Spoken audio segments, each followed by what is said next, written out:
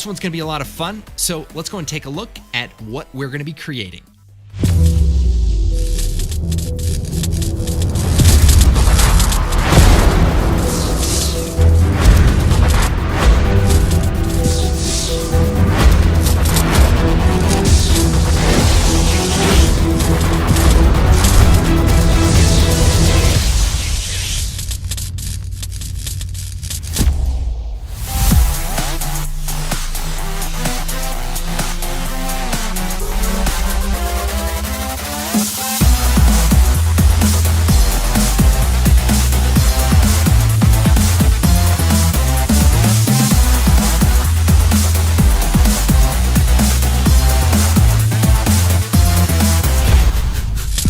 All right, so there's a lot of cool things we're going to be exploring and a lot of different techniques that we're going to be combining together. So let's go and take a look at a few of the different setups. So here I have an example where the lightning is reflecting off of the surface, and each time it touches the ground, it's creating sort of an interactive contact point. So we're going to take a look at setting up the look of the lightning, and we're also going to be taking a look at tips to make the lightning look more organic and integrated and create a really nice soft glow. And the cool thing about this is that it's dynamic, so we don't have to custom draw any of the reflections. And as you can see in this example, same kind of thing, but what I can do is I can open up the comp with my lightning, and just to show you really quickly, I can go to one of the lightning effects, change the color, and it will update in the final comp, and you can actually play it back and the color of the reflection changes. So it's very dynamic and works really well. All right, go and close that.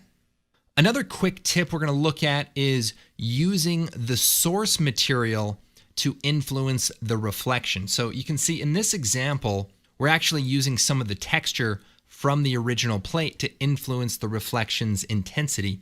So I'll show you some cool tips for controlling that.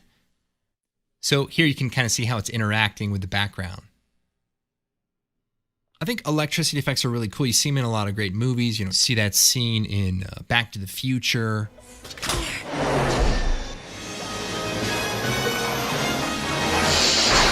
The electricity is traveling down the line and, like kills that kid. That's one of Steven Spielberg's best movies. Really like that movie. Now, another really cool example is creating this subsurface scattering effect for the clouds. And this is a really fun and really powerful technique, so definitely pay attention to this one. And then we're also going to take a look at adding some electrical effects to a text or to a logo, and you can see that it interacts with the contours in a really nice, realistic way. So take a look at that. And then finally, we're going to be taking a look at this technique where we can actually control the direction of the lightning. In this case, we're going to have like a reverse gravity effect. So this is a really cool technique for giving your lightning a direction. All right, so we've got a lot of fun stuff to do. And of course, I'll try to keep my electrical puns to a minimum. Now, I will admit, I went on Google and I did a search for electrical puns. And I got to say, there was a shocking number of results. All right, let's go ahead and get started. Now, first thing that we want to do is set the project file to 32 bits per channel. So if you hold down Alt, you can cycle through 8, 16, and 32 bits. This will just give us more color information when working with bright, glowing type of effects. All right, so let's take our street sidewalk footage, drop it into a new comp, and let's create a new solid. We'll call this Lightning. Hit OK. And then we're going to add the advanced lightning effect. So we could come over here to the effects and presets. We could type in lightning, scroll down to advanced lighting, and drop that on here. Now, quick side note, at Video Copilot, we've developed a free tool called Effects Console that allows you to apply effects to layers a little bit quicker. So I'm going to delete this, and using the Effects Console that you can download for free, link in the description, I'm going to hit Control Space, and we're going to type in lightning. And then I can hit Enter, and it works just like that. So you can use the effects preset window still, but throughout the tutorial, I'll probably be using Effects Console. Now, first thing I'm going to do is go to the glow settings and turn the opacity down to 0. I'm not a big fan of the glow, and we're going to be creating our own glow a little bit later. So let's focus on the core. Now let's turn the core radius up to maybe 3, make it a little bit thicker. Now remember, we want the lightning to hit on the ground. So what I can do is take the rectangle mask tool and just draw a shape around the bottom. So if I turn this off, you can actually see that I've isolated this bottom part. And the cool thing is that the lightning effect can actually interact with it. So what we can do is go to the alpha obstacle and just turn this up a bit. And now you can see that it's sort of touching the surface. So we could bring this down here. Now I can hit Control-Shift-H, and that will hide the controllers or the masks. I can also just turn off the masks right here, and I can move this around. But if I move it too far one way, it actually stretches off the layer. So what I can do is go down to the expert settings, and we have a setting called termination threshold. So if we turn that down to about 5%, and we can see that it actually cuts off those extra points. And this way we have a perfect contact of our lightning. Now, there's a few other cool settings here. Things like decay. And we can turn on decay main core. And this is a cool setting for varying the thickness a bit. We can also play around with the forking. I like to play with the turbulence and turn it down a bit. It becomes more straight, and you turn it up, it gets really complex. So about right there, maybe turn up a little bit of branching. Now, another cool thing I like to do is add some animation to the core radius. So we could keyframe it, or we could add a quick expression. So I'm just gonna add a wiggle expression. So I'll alt-click on the stopwatch next to the core radius, and we can come down here and we can type in an expression. We'll do wiggle 7, maybe 3. And what this says is that 7 times a second, we want to randomly change the value by a factor of 3. So this will just give the core, if we look closely here, just a little bit of variation. Now, there's another setting here called the conductivity. So as I move this, it sort of undulates the electrical current. Now, what we can do is alt-click on that stopwatch and add another expression. So this time we'll use the time expression, so time, star for times, and maybe 2. And this will just multiply time times 2 and slowly change it as it goes. Now there's a lot of detail here. Maybe I'll turn the forking down just a little bit. And maybe turn the decay down. Like I like for them to touch down on the ground. So that looks nice. Now, the other thing we could do is actually animate the direction. Now, I should quickly point out, if you play around with the types, you can actually create some slightly different looks. Breaking kind of creates some interesting sort of patterns, and there's some other interesting ones. So play around with that. We'll probably just stick to direction for now. All right, so this is looking pretty good. Maybe we could just add a little bit of movement to the direction, set a keyframe, and just move it a little bit.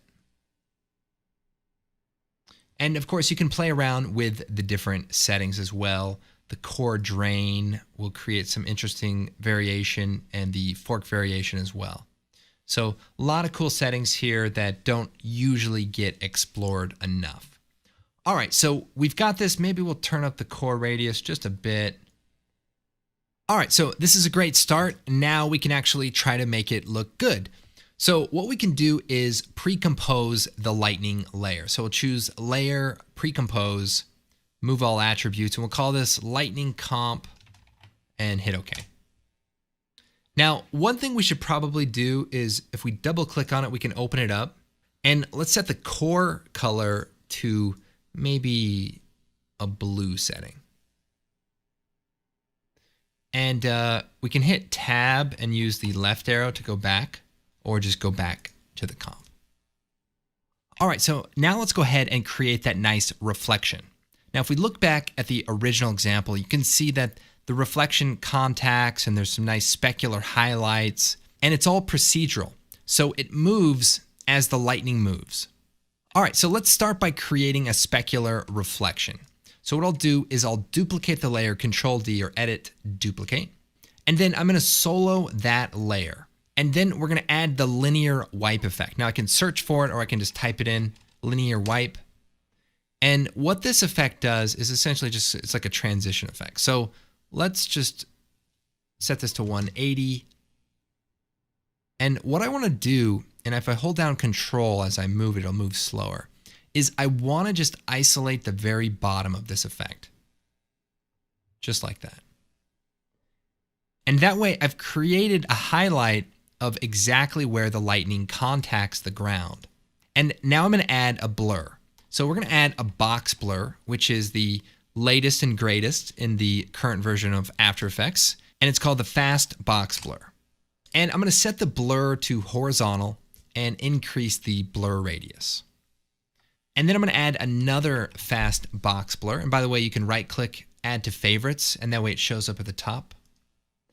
And this time I'm going to do a vertical blur. So I'll turn that up. Now, here's the thing about a blur. If I blur it too much, it fades out entirely. So what I want to do is add a solid composite. Right now, the background is transparent. So I'm going to add a solid composite. So it's called solid composite. Add that, set it to black, and you can faintly see our glow or our blur right now. But on top of that, I'm going to add an exposure effect. So we'll type exposure, hit enter. And now with the exposure effect, I can turn this up really bright. And this is the nice thing about working in 32 bits per channel, is that you have more flexibility and color accuracy. So now if I turn up this vertical blur, I can create a nice streak. Now, if you use a solid composite, you no longer have an alpha channel. So let's set this to additive and then turn on our lightning layer. So now we can actually see what they look like together. But what I want to do is cut off the top part of this blur. And I can do that by adding another linear wipe. So we could type in linear wipe, set this to 180 again, and bring the completion down. And then turn up the feather just a little bit. And this way we give it a little bit of dimension. We can check this out now, and we've got something going on. All right, so this is a really good start. Now, I want to start introducing a nice texture into this effect as well. So if we go to the project, I've got this grunge texture here, and we could drop this into our scene. Maybe right on top of the lightning. Maybe we'll hit return and we'll call this spec. Now, if we turn on our background plate or just unsolo all the layers, things are looking pretty good, but the only problem with this is that it looks too smooth. So we want to add a little bit of texture. So that's what this texture is for. So if we turn this on, maybe what we'll do is make it a 3D layer, and we'll rotate it and just try to align it to the surface a bit. We could hit S and scale it up. Now, I could probably do a 3D camera track on the background, but let's focus on the lightning stuff, and let's just go time and freeze frame, and we'll just work off a still frame for now. So I'll turn the texture on, and I'm going to pre-compose this. So I'm going to choose Layer Pre-Compose, move all the attributes, and we're just going to call this Ground Texture and hit OK. Now I'm going to toggle the switches, and we're going to take this lightning specular layer and set this to Luma Matte. Now if you look closely, the texture is now affecting that specular highlight. All right, so we've got the first one done. Now what we could do is maybe we'll color code this. So we'll just change this to red and the texture to green. And that will be a little easier to see. And so what I'm going to do is select these two and choose Edit, Duplicate. And now I'll take this bottom copy and I want to blur it out even more. So I'm going to go to the Fast Box Blur, the horizontal. I'm going to increase that. And I'm going to turn up the exposure. And I'm going to increase the vertical as well. So what we're doing is creating more of a diffused reflection area. And the whole trick to this is really trying to recreate what happens in reality, where you have a really bright spot with the specular highlights, and then you have a more diffused, softer area around it. Okay, so we'll turn the background on so we can see this in context. And this bottom one, we'll call this diffuse, and maybe turn it up a bit more. And again, we can soften the linear wipe at the end just to create a more three-dimensional look. All right, so this looks pretty good, but we're also going to need a couple more. We need a really hot spot for the contact. So let's take the specular and texture and duplicate it, Control D, and we'll call this point. And this is going to be just a little bit of a soft point around the contact. So what we'll do is, let's see, we'll turn the vertical one down and turn the side one up a bit. And then we can turn the exposure down. This is sort of how we control it. So very roughly, we can see what's going on here, and maybe turn the intensity down a bit. And we could add a little bit of vertical.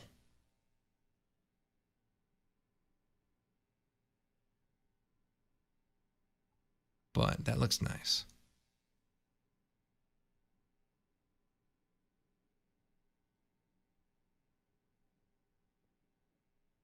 And maybe even take the specular, and you could turn the opacity down on them now.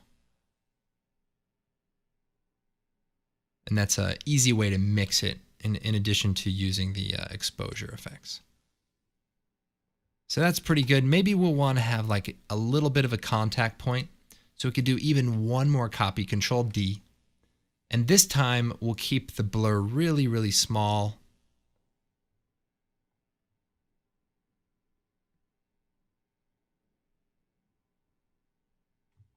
And we can, disable the background. We could see this a little bit better here.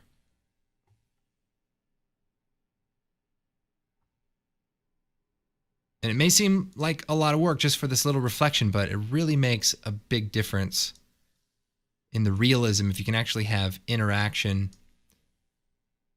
Now, if you want it to seem more shiny, you could lower the horizontal blur.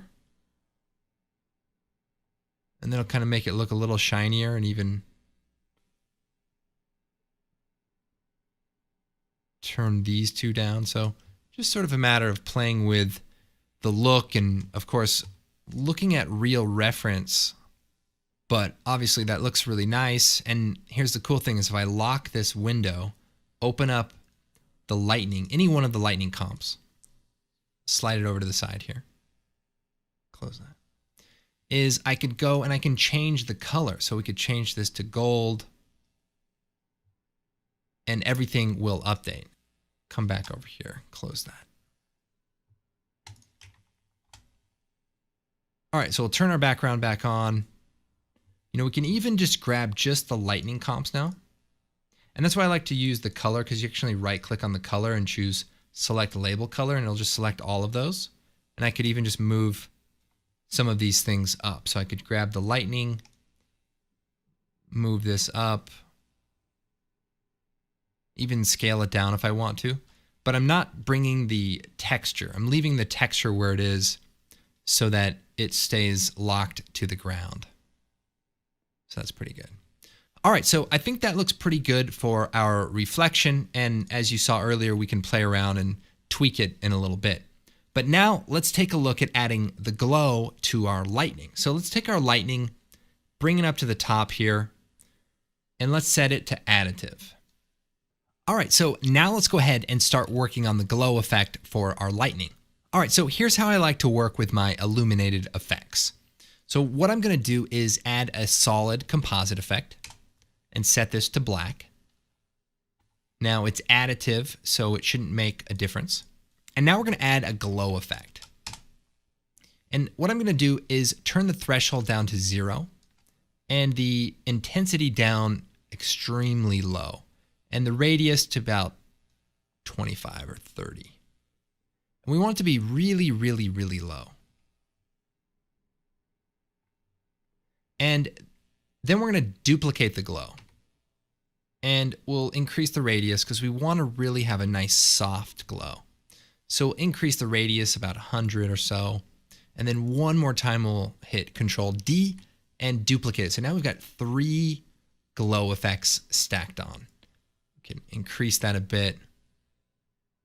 Now, it's not making that big of a difference. So what I'm going to do is add an exposure effect now.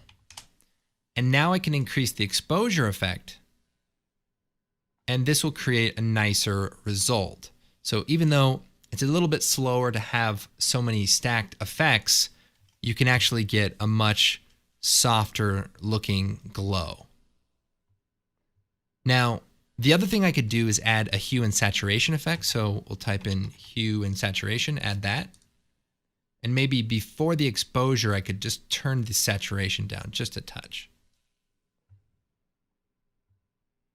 And of course, I could probably just do this on the actual lightning effect as well. So I could perhaps go inside of the lightning and maybe change the color to something else like maybe blue, go back.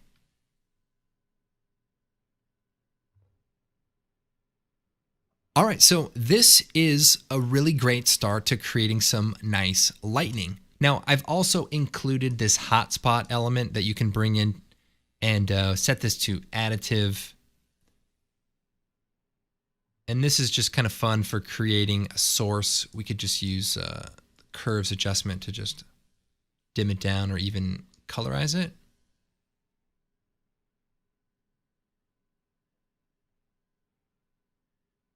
And just link it up. We could link it up to the position, but kind of get the idea. Just kind of cool to see it come from a source. Now, here's a couple of other cool things. So again, now that you see the glow and you start to understand the intensity of this lightning effect, you might think about playing around with your specular highlight effect a bit. And it doesn't seem as crazy to have such a large area of light.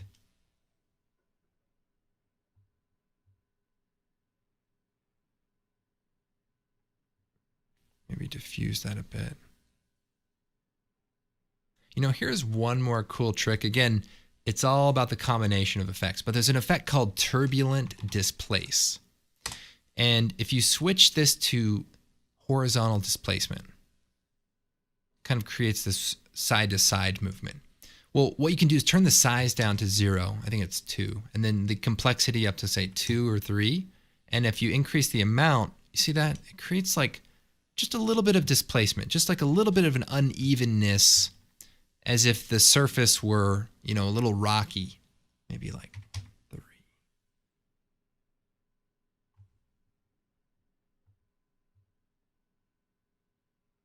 And then you can play around with the blur effects. So, but you might think to yourself too, you know, you don't have time to render a turbulent displacement effect, and I understand that too. Now, the cool thing about this is that it's all procedural and it's all being generated from the same lightning layer. So again, we can change the color of the lightning.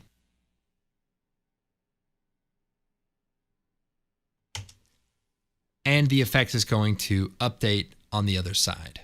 It's all about working smarter and more efficiently. You know, I can remember in high school, my parents would ask me to do some yard work, and what I would do is I would pay the neighbor kid to beat me up, and then my parents would see my face, and, you know, so I got out of it, at least until the next day, and then I'm out there sweeping the porch with like a black eye and a sprained shoulder. So I bought some time, is what I'm saying.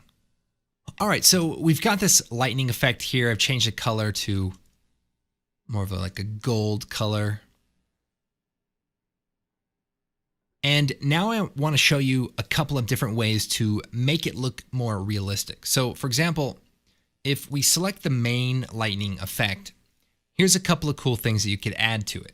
One is a turbulent displace. So just like before, we could turn the size really low, and look at this. It just kind of creates kind of a random noise. And we could maybe put that before the glow effect and just turn it down really low. Just make it look energetic. And this just gives it more texture. Now, on top of that, there's a really cool effect called vector blur. And I think you guys know this effect. It's been overused once or twice by me, I'll admit. But if we can just tone it down a little bit, we might be onto something. Now, we can turn the amount up to about 3 or 4, and maybe the ridge up a bit. So here, let's see if we turn this up high. Okay.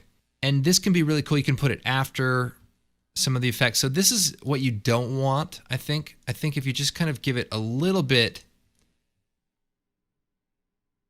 And so that way you still have some hard edges, but there's also some soft edges. And just play around with the order. If we put this before the exposure effect, it's going to change entirely the look of it. But it's also kind of cool if it's before, so you have a little bit more hot spots around the lightning. So just keep it subtle, and even the displacement could be put to after. And these two effects actually can kind of work together. So one of them takes the detail away and the other sort of adds it back. Now, another thing I like to do is add a little bit of randomness to the brightness and flicker it. And so we could actually add a wiggle expression into the exposure, and perhaps wiggle maybe like 7,4. So I don't mind if it gets really bright like that. I just want to make sure it gets bright really fast. So let's set this to like 9 and 3. Yeah, so that's pretty good. Now, one last cool tip for creating a more interactive reflection is to use our source material in our ground texture. So let's take our street footage layer and copy, edit, copy, and then jump inside of the texture. And what we can do is just paste it in here, edit, paste, Control V. And let's set the transfer mode to soft light. And that way it just interacts with it a little bit. And maybe we'll get rid of this. And let's add an exposure effect. And what we want to do is just softly introduce some of the brightness from this texture. I'm kind of looking at the street crosswalk here. And that's pretty good. Let's go back here. And so now it actually changes it just a little bit. So if we turn off the background, you can actually see the way that it's interacting. And what we might do is lock that, open up the texture, slide it over, and just play around with it. If we could add a little more contrast to it. And this kind of makes sense because in some cases the white paint might be a little bit smoother than the ground, and so you just create a little bit more variation, which just helps make it look more realistic. So small thing, but anytime you can introduce your source material into the simulated effects, it's going to look that much better. Now, if you remember the effect from earlier where it looks almost like the lightning is moving in a direction, sort of a reverse gravity effect here. So there's actually a really interesting and simple way to do this. So if we just go back to our example we created, let's open up the lightning comp. Now, in order to get this to work, what I'm going to do is hit Control R and bring down a guide. And this will tell us where the cutoff point is for our reflection. All right, so to create this directional traveling lightning effect, what we're going to do is create a new solid, and we're going to make it higher than the normal size. So we're going to make it, say, 2048. And that's because we want it to move vertically, so I'm going to add more to the height. But if I wanted to move side to side, I can make the width higher. So hit OK, hide the old layer, and we're going to add the lightning effect. Turn the glow settings down to 0. And I'm going to move the position of the layer. So I'll hit P, set a keyframe for the position. I'm also going to set a keyframe for the origin and the direction. And the idea here is I'll move this up. And then I'll take these 2 points. We'll move this one here and we'll move this point just somewhere where we can track. So maybe about right there, in between these 2 points. Now, because we want this to interact with an alpha channel, I'm also going to create a mask. So we'll create a mask right at the same point as our other one. And we'll go to the alpha obstacle, crank that up. That looks good. And I'm also going to hit M for the mask path and set a keyframe. Okay. So now if I select the layer, hit U, I should have 4 keyframes. So I have the path for the mask, the origin and direction, and the position of the layer. So what I'm going to do is first, let's set the mask down to none, just so we can see the size of the layer. Otherwise, it hides that. So if we just turn it off, we could see it. We'll move forward, and I'm going to move the layer down. And what we need to do is offset these values back up. So let's move this back up to where it was. Let's move this up, move the mask back up to our cutoff point. So about there. And then we'll turn the mask back on. So now if we look at this, we've created a traveling lightning effect. Now, it might be a little hard to see, so I'll just extend the length of the comp and then just shift these keyframes over. And let's take a look. So you can actually see it's moving down. Now I could probably lock that position to right there. So let's...